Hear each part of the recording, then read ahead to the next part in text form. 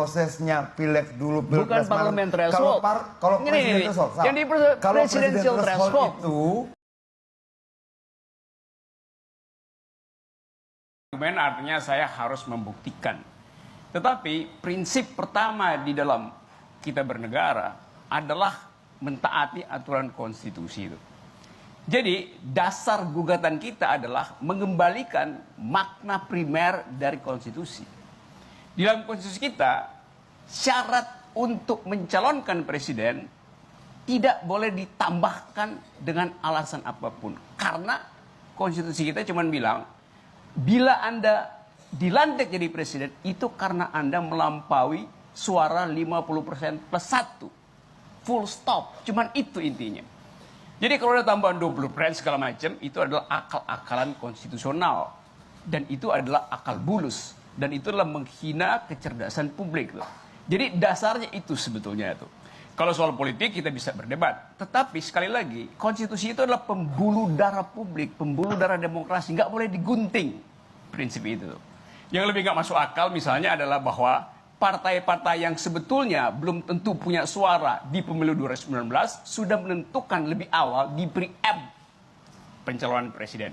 Jadi kita ingin agar supaya syarat pencalonan itu ditentukan oleh konstitusi, bukan oleh undang-undang.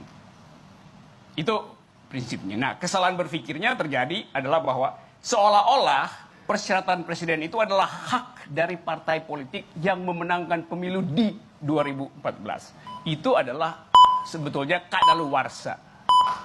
Terima kasih. Syarat yang kadaluwarsa. Syarat yang kadaluwarsa. Waktu yang sama untuk Anda, Bang Adian Apitupulu. Silakan. ada dua hal. Pertama, kita berbicara pencalonan.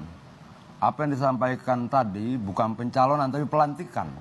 Angka 51% itu bicara pelantikan. Presiden threshold itu bicara tentang pencalonan. Dimanapun di seluruh dunia ini, tetap harus ada batas-batas. Tidak mungkin kita hidup tanpa batas, bahkan usia pun berbatas. Tugas negara adalah mengatur batas-batas itu agar tidak bersinggungan dengan yang lain. Bahwa kemudian dalam proses itu ada pro kontra, itu hal biasa dalam demokrasi. Tidak ada yang salah dengan itu.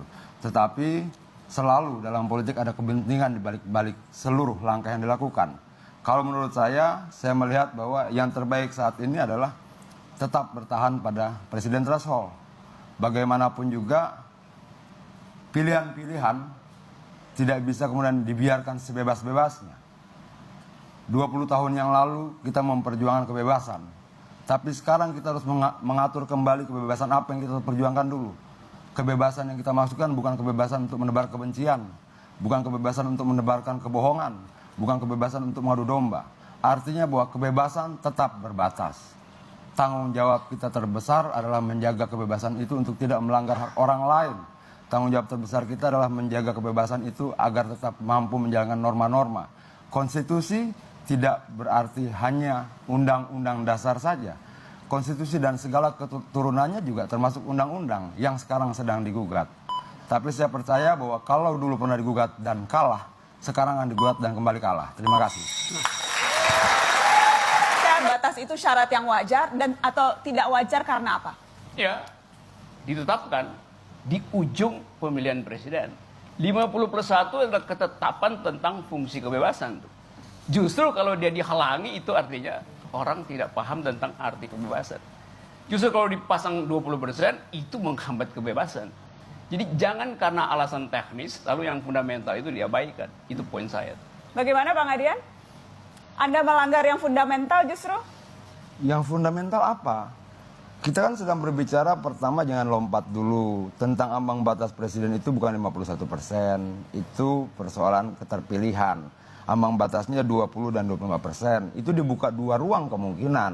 Mau pakai yang angka 20 atau mau pakai yang angka 25%. Komposisi kursi atau komposisi suara. Artinya ruang kebebasan itu sudah Di detail kecuali diperintahkan oleh si prinsip.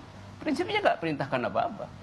Dan logika dari sistem presidensial adalah 50+1. Jadi tidak ada dasarnya jalan pikiran itu. Misalnya begini, yang terpilih nanti di DPR itu partai-partai baru yang belum pernah ikut 2014. Suaranya tinggi sekali itu.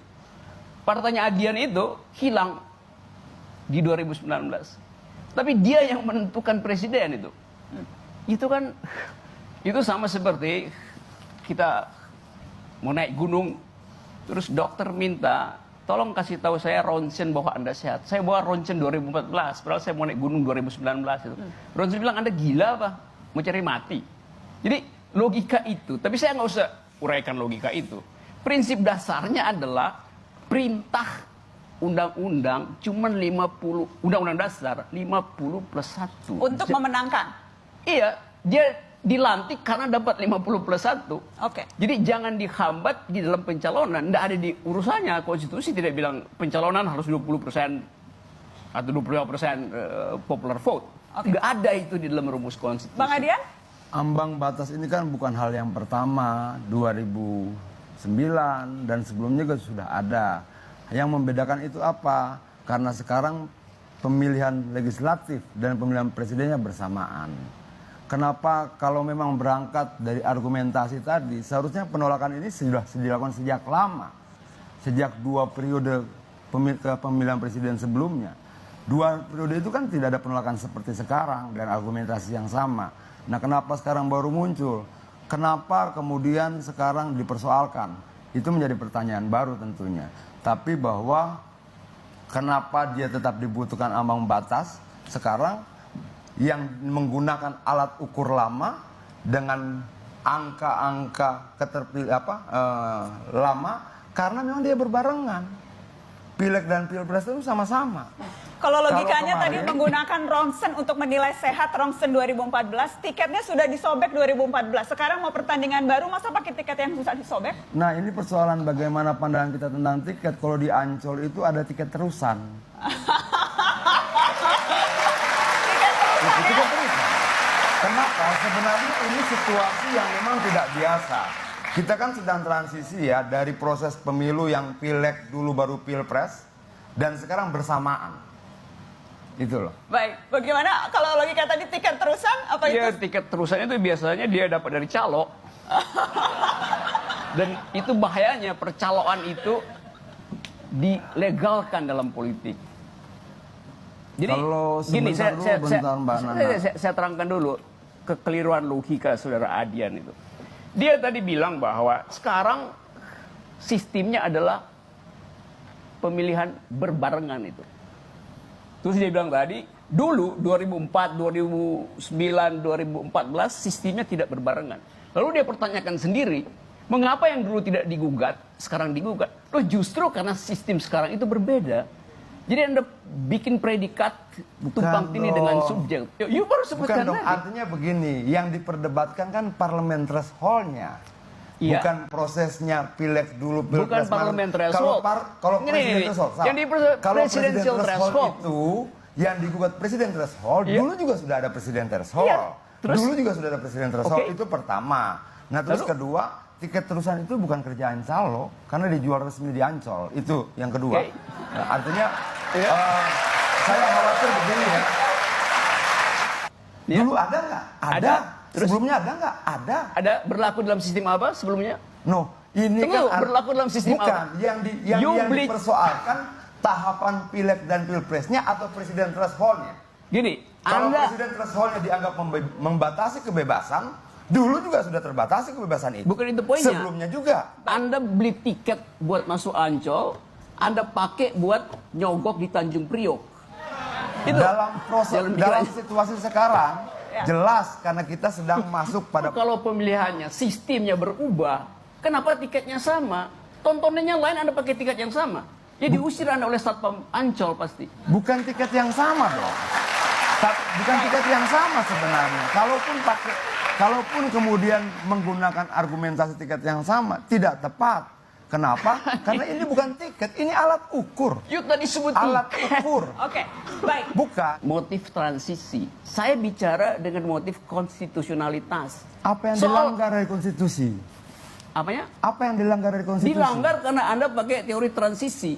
Jadi seolah karena transisi maka pasal tentang pencalonan presiden itu boleh Anda langgar. Bukan pelanggaran Loh, terhadap barusan Anda sebut konstitusinya transisi. dong. Beda.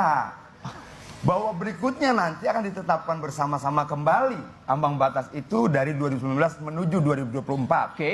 Tapi sekarang Sebutkan demi pertimbangan transisi, konstitusi boleh diakali. Siapa Itu bilang pelanggaran begitu? logika Anda dan itu sekaligus menghina konstitusi. Bung salah tafsir terhadap kalimat saya. Anda salah Saya tidak mengucapkan mengatakan kalimat seperti itu. Saya mengatakan bahwa kenapa berbeda dulu dengan sekarang. Ini karena enggak. sekarang sedang masuk Anda bilang masa tadi, transisi. nanti setelah transisi selesai, kita atur ulang. Jadi demi alasan situasional, Anda mempermainkan konstitusi. Tidak seperti itu. Tapi Anda nggak kemudian paham prinsip kalkulasi konstitusi. berikutnya akan ditentukan bersama-sama pasca 2019. Ya justru itu. Demi Baik, alasan kenapa? apa? Kok transisi? Loh, bagaimanapun juga. Alasannya transisi atau bukan? Tidak dong. Bagaimanapun juga kalau kita bicara Kenapa Anda sebut tadi undang-undang, transisi? peraturan-peraturan yang lain segala macam, itu bukan persoalan melanggar konstitusi atau tidak. Baik, Tapi kita akan- lebih bagaimana mengikuti dinamika dan rasa keadilan yang hidup dalam masyarakat.